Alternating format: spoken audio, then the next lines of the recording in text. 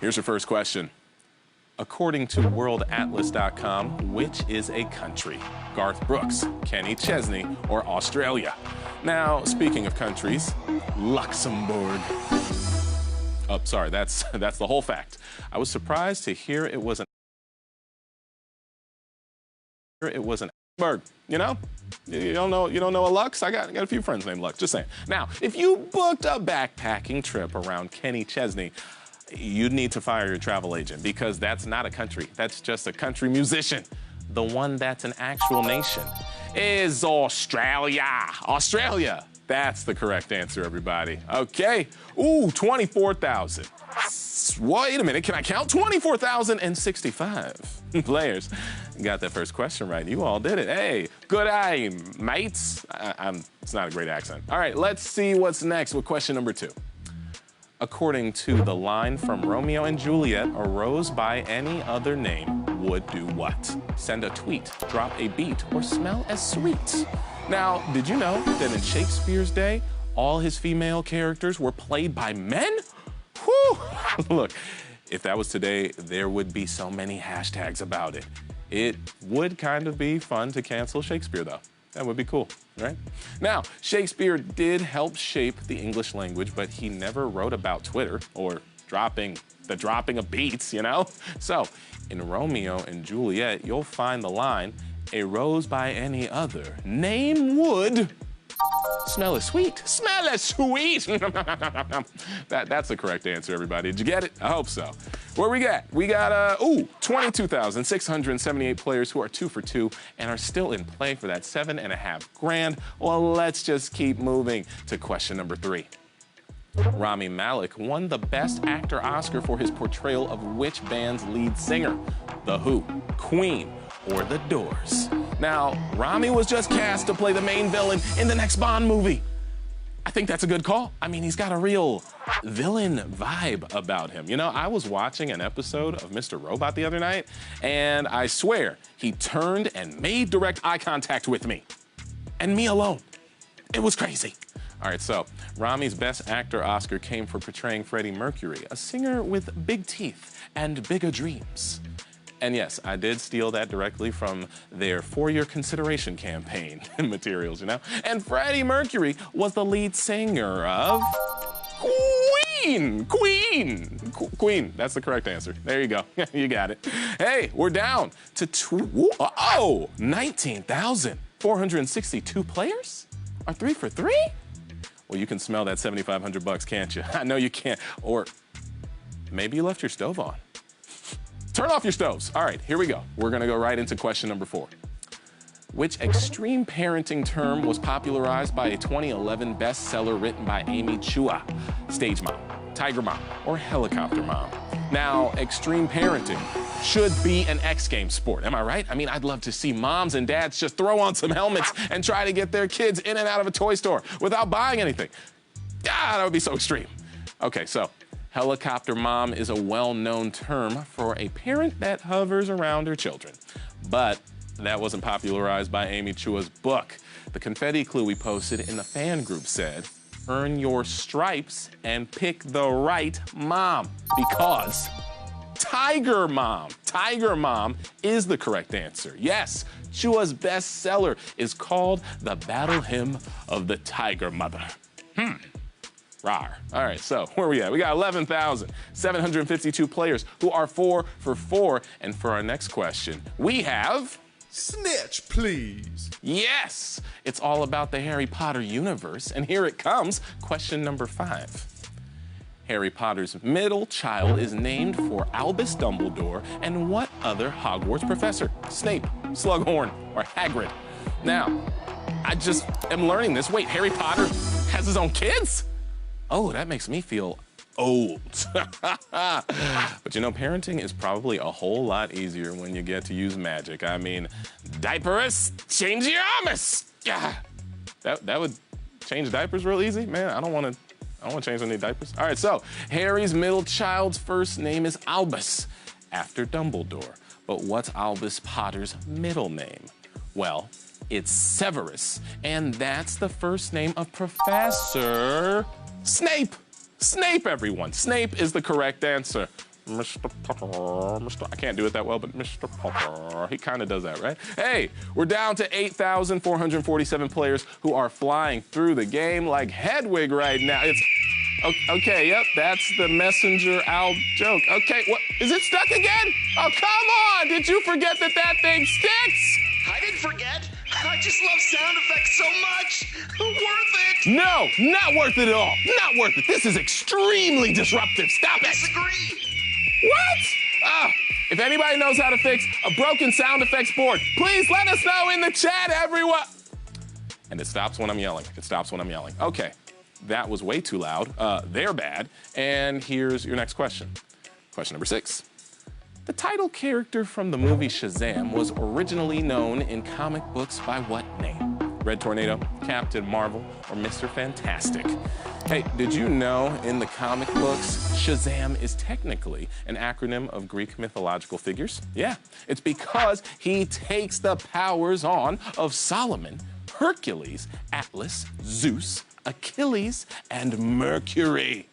Well, look at that, now you know. Knowledge. All right, so Shazam is by far my favorite superhero movie that revolves around shouting something. But that wasn't the original name of the comic book. So even though Shazam is a DC character, his original name was ironically Captain Marvel. Captain Marvel is the correct answer. And I'm really glad they changed it because having 2 Captain Marvel movies released within a month of each other just would have been super confusing. Unless you read the comics. All right, now look at this. We have 6,104 players who are 6 for 6. Time to move on to a video question. Check it out. Oh, this is amazing. Divers are some of the most impressive athletes in the world. I kind of wish there was a belly flop competition though. I mean, I would pay good money to see that. Just a super elegant aerial maneuver that ends in a painful splash. All right, well, here's hoping you don't belly flop on question number 7. Which is not one of the 4 recognized mid-air body positions in Olympic diving? Jack, tuck, or pike? Now, I read that breakdancing might be an official Olympic sport in 2024 in Paris, everyone, where they call it la breakdance. That's not a joke. That is what they really call it. Oh, France, you're so adorable. Never change. All right, now, Jack, Tuck, and Pike are all great hipster baby names. And apparently, 2 of them are terms in competitive diving. When your waist is bent with your legs straight down and tucked into your body, that's called the pike position. And if you're hugging your knees against your chest, I can't get them up here, with your heels against your butt, well, that's called the tuck, everyone. So, the correct answer is Jack. Jack, that's not a real position, but is the correct answer. And the other 2 mid-air positions are the straight and the free. Nice. Where are we at? Oh, 5,243 players might be diving head first into a big payday.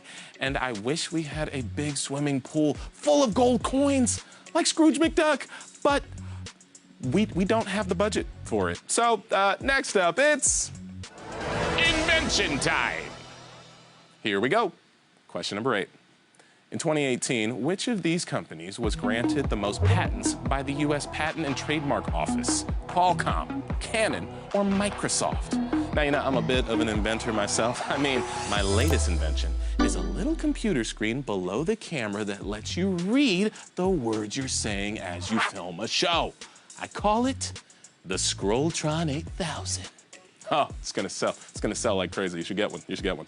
Now, with over 9,000 patents, the company that tops the list is IBM. But that wasn't a choice. Microsoft barely edged Qualcomm, with which, can't read, Qualcomm, which both received around 2,300 patents. But what about Canon? Well, the camera company received over 3,000 patents, which means Canon is the correct answer. Yes, it is. There we go. Oh, man. We got a party, pal. Oh, damn! Ah! A lot of you thought it was Microsoft. It's all good, though. Hey, share those answers with your friends, your family, your loved ones, those in the chat who are on your team, all those people that you care about. Free life. Anybody? Did anybody get a free life? And they're using it right now? I hope so. All right, hey, we got 2,432 players who are on their way to a piece of $7,500. 2 questions left until we give away big money, and it's time for question number 9. Which of these is analyzed in the science of dactyloscopy, DNA, fingerprints, or handwriting? Now, speaking of dactyls, did you know that pterodactyls aren't really dinosaurs? Why would you even lie about that, pterodactyls? Did you not think I'd find out? You're lucky. You're lucky you're already extinct, because if you weren't, ooh, you'd be dead to me. You'd be so dead to me, so dead. All right. Oddly enough, the correct answer actually does have to do with lying, scheming, and dishonest pterodactyls. Well, the word pterodactyl comes from 2 Latin roots.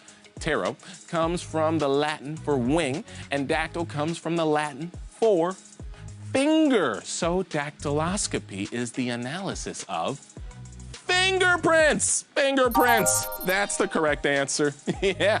Wow. We are down to 2,064 players who are perfect after 9 questions. Just one more correct answer will get you a piece of $7,500. It's gonna be so.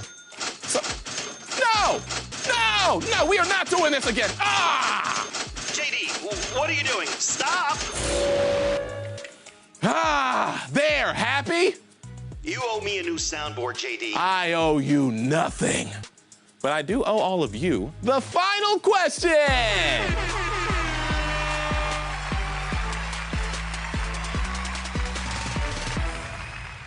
This question is about the Billboard 200 album chart. Here it is. Which artist had the longest time gap between their own #1 albums on the Billboard 200? Backstreet Boys, Cher, or Paul McCartney? Now, speaking of Billboard, I heard you can rent a billboard in LA for like $2 grand a month. You know, it's like a 1-bedroom apartment. Man, I can't believe I could have been living on a billboard this whole time. That's just missed opportunity. All right, so I can't wait to share the correct answer with you, but it's not actually Cher. She's never cracked the top 2 on the Billboard album chart. Anyway, Paul McCartney hit #1 with Egypt Station in 2018 after a really long gap since his last one. And the Backstreet Boys hit #1 earlier this year with their new album, with their new album, more than 19 years after Black and Blue topped the chart in the year 2000. Well, was Paul's gap longer than that? Yes, so Paul McCartney. He is the correct answer. And he went 36 years between #1 albums. Hey, good for you, Paul. And good for all of you if you just got all 10 questions right, because you're taking home a piece of our $7,500 cash prize. All right, where are we at? How many winners did we have tonight, you know? Oh, whoa, 852 of you answered all 10 questions correctly, and you're taking home $8.81. What? You know, back in the day, you could have bought a Paul McCartney album with that. Thank you so much for playing Confetti. We had a great time, and I hope everyone who played tonight did too. A shout out to Tiger, Maximus, Louie, Jennifer, Audrey, TT, James, Deontay, Issa, and Stefan. You guys won tonight. Good job. Good job. We got some people in the chat who are left. We got Christian who says, oh, nuts, I should have just checked the confetti clue. You gotta check the confetti clue. Join that group. We got Sean here who says, I thought Captain Marvel was a female. We talked about it. We got Douglas who says, congrats to the grads and the winners. And Virginia says, hey, 6 out of 10 isn't bad. It's not bad, Virginia. Good job. All right, hey, make sure to follow our page. And remember, now you'll get a free life after you play the game 5 times. Also, tomorrow's Confetti Clue will be in the Confetti official fan group, so make sure you check it out and join the group. Don't make me repeat myself. Go get in that group, everybody. Hey, I'm JD Witherspoon, and we'll be back tomorrow night, 9:30 p.m. Eastern, 6:30 Pacific, with another game worth $7,500. You hear that? It's the sweet sound of silence. No sound effects, no air horns, no nothing. No, oh dang it, Fred, cut it out, cut it out.